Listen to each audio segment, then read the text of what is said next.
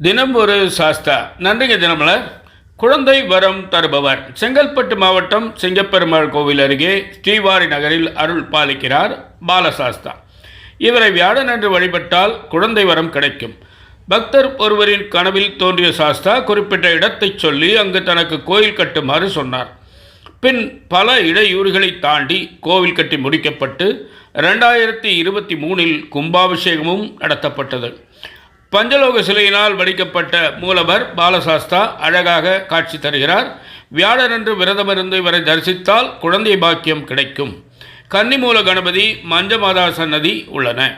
செங்கல்பட்டு சென்னை செல்லும் வழியாக 13 கிலோமீட்டர். நேரம் அதிகாலை 5:30 மணி முதல் 10:30 மணி வரை, மாலை 5 மணி முதல் 8:30 மணி வரை. வாருங்கள், வந்து குழந்தை வரம் தரும் அந்த சாஸ்தாவை, பாலசாஸ்தாவை வணங்குங்கள். வாழ்க்கையில் வளம் பெறுங்கள். நன்றி, வணக்கம்.